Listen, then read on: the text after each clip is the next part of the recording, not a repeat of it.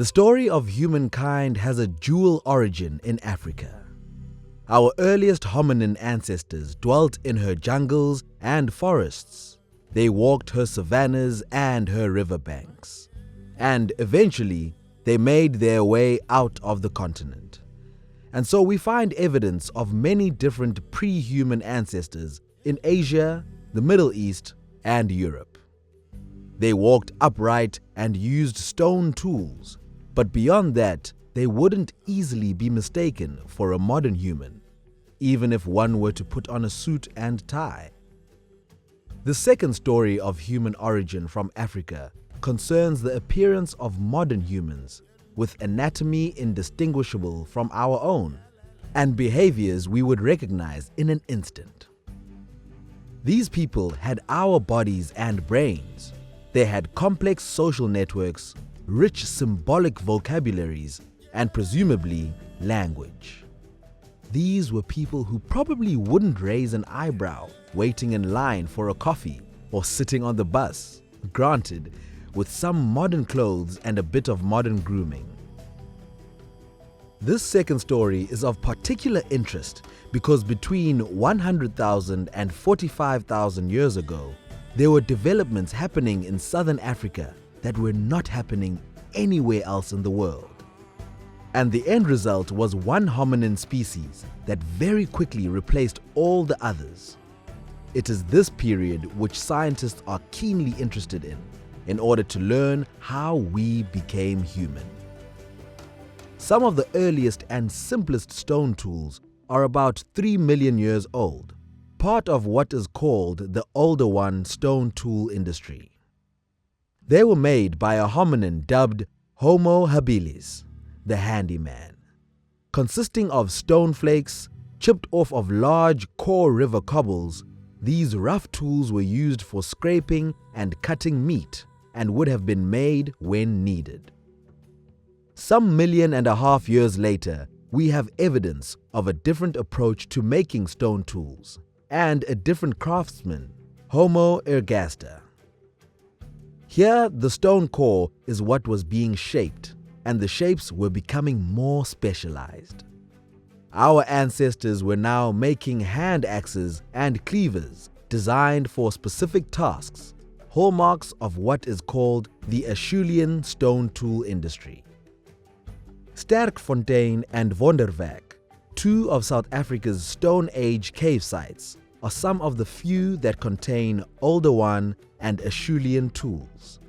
The vast majority of finds from these periods having been made outside of caves.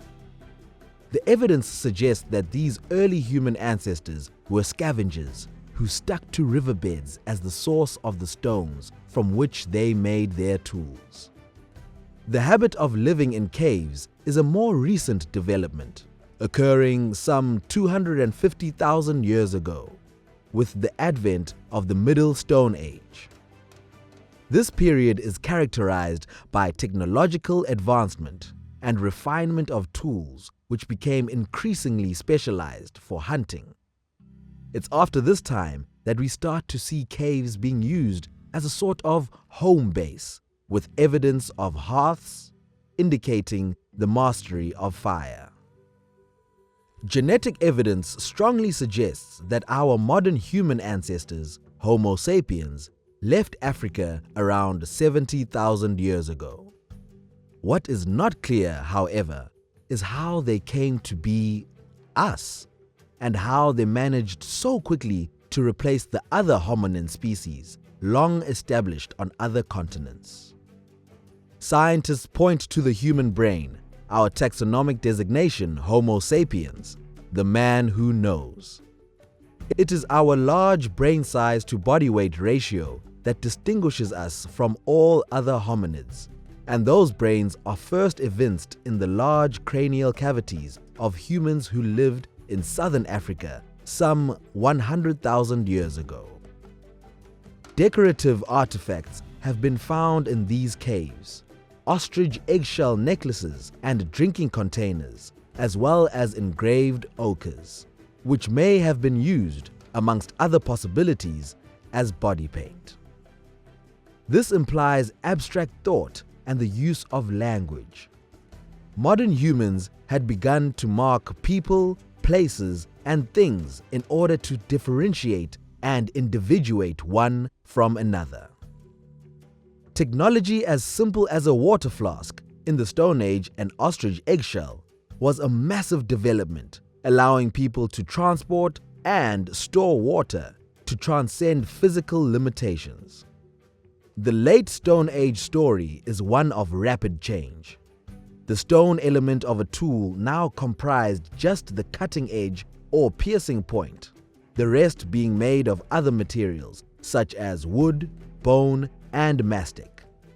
The latter is its own innovation in chemistry. The Stone Age peoples of southern Africa endured well into the historical period. Their hunter-gatherer lifestyle can still be seen in the present-day San. Those who were in contact with mixed farming Iron Age cultures from further north adopted pastoralism. When Europeans first arrived at the Cape, they encountered the Kuakuan or Khoikhoi, the last in a long, unbroken line of people for whom stone was the tool-making material of choice.